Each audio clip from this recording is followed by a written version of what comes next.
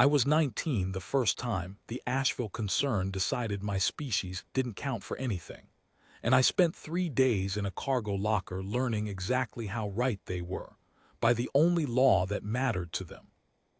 The Solace Reach was an unarmed freighter, registered out of the Korean Relief Authority, hauling medical stores to a colony that was dying slower than anyone wanted to admit. I was loadmaster. I'd signed on 6 months earlier because the pay was good, and the captain, a broad, patient man named Ruiz Talbot, had promised me a real berth on a real ship instead of running cargo skiffs out of orbital scrapyards. We were 3 days from drop when the cutter came out of the dark, sleek, segmented, the concern's trade enforcement markings stenciled along its spine, and ordered us to stand to for inspection. It wasn't an inspection. It was a tax stop, the kind the concern ran on every unaccredited hauler crossing their lanes, and we were unaccredited because humanity had never been formally registered under interstellar contact law.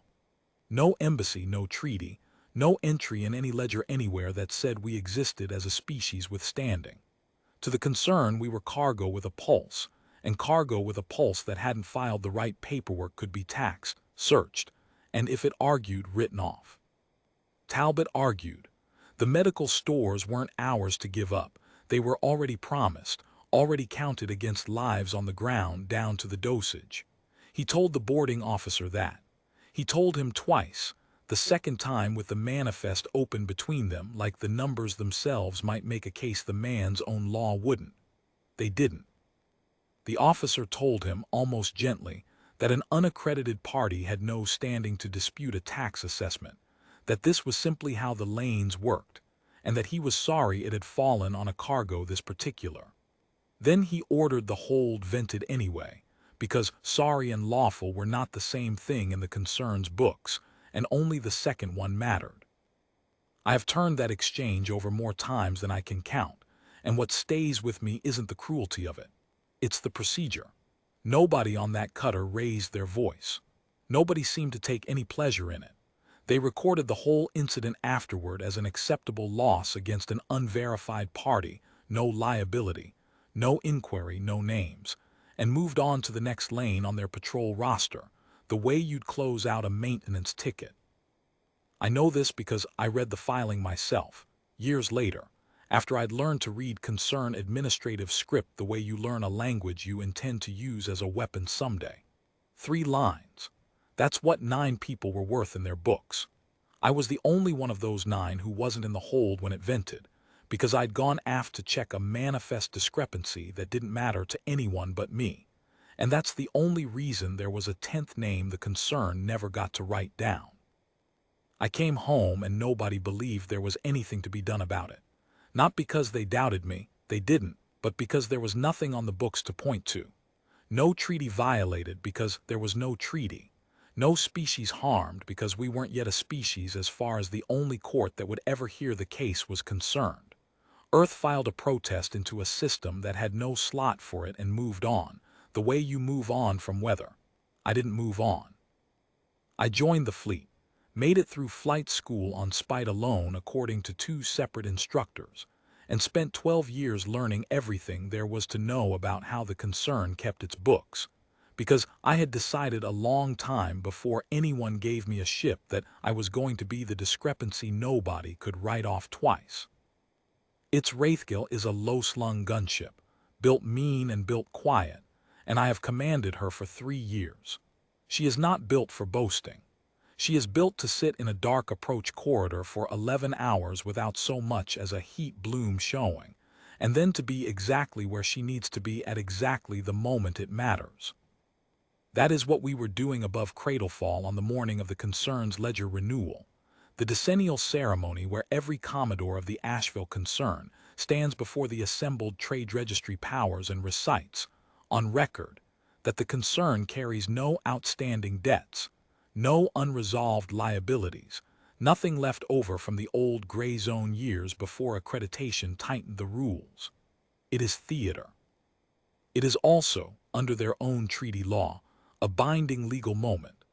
The 1 hour in 10 years where any unaccredited party can formally invoke first contact and have it count, because the entire registry is already watching, and the concern cannot simply file the claim away afterward the way they file everything else. I had waited 12 years for that hour. We decloaked at the edge of the ceremonial corridor, close enough that the assembled Commodore's censor boards lit gold across the board before anyone had finished their second sentence. I watched it happen on our own feed, the recitation faltering, 3 different trade delegations breaking formation to reclassify us, a junior aide somewhere off camera dropping a data slate hard enough that we picked up the clatter on the open channel. At the head of the dais, the Commodore presiding over the renewal went very still in the particular way of a man doing arithmetic he already suspects he won't like. He was older than I remembered, heavier in the shoulders, gray through what had been dark hair, the same unhurried bearing he'd had on the cutter's boarding ramp 12 years before. But it was him, the same officer who had ordered the Solace Reach vented and signed the 3-line filing afterward, risen now to preside over the very ceremony that swears, on the record, that nothing like that has ever gone unanswered. I let him have a few seconds with the arithmetic before I gave him the rest of it. I opened a channel on the registry's own emergency band, the one no Commodore can refuse without forfeiting the renewal outright, and I gave them first contact the way their own law requires it, given clearly, formally, citing the clause. I did not raise my voice. I did not need to. I named the date. I named the freighter. I named the 9 people whose deaths had been filed as a rounding error, and I named myself as the 10th, the one the ledger had simply failed to count, present and accredited, and asking, under their own treaty article, for formal recognition of an unresolved liability predating the current renewal. The silence that followed was not the silence of shock. It was the specific, total silence of an entire room understanding in the same half-second that the thing they had all just sworn to under oath was no longer true, and that the proof was sitting 40 kilometers off their dais in a ship that hadn't fired a single round to make its point. The Commodore did not order weapons brought to bear. I think he understood, faster than most of the delegations around him, that there was nothing a gun could answer that the registry itself hadn't already been forced to hear. He stood there while the trade powers' own adjudicators, bound by their own law, not mine, opened an inquiry on the spot, because that is what the law required the instant the claim was entered correctly, by an accredited party, during the one window where it could not be quietly filed away. We did not fire. We held position, transponders broadcasting clean, while the concern's renewal collapsed into the first real accreditation hearing humanity had ever been granted, conducted not because anyone feared what Wraithgale could do, but because the paperwork, finally, correctly filed, could not be ignored without the entire registry's credibility going with it. I stayed on that channel for 6 hours while delegation after delegation asked their own questions, none of them aimed at us. All of them aimed at a Commodore who had nothing left to file the moment away into. I have read every kind of military history there is, looking for the right word for what we did that morning, and I have settled on this. We did not avenge anything. Avenging implies you needed the fire. What I learned, in 3 days inside a cargo locker and 12 years afterward, is that the patience it takes to wait for the 1 hour your enemy cannot refuse you is its own kind of weapon, slower than any weapon they were braced against, and it does not miss. They forfeited reparations within the month and accredited contact with Earth within the year.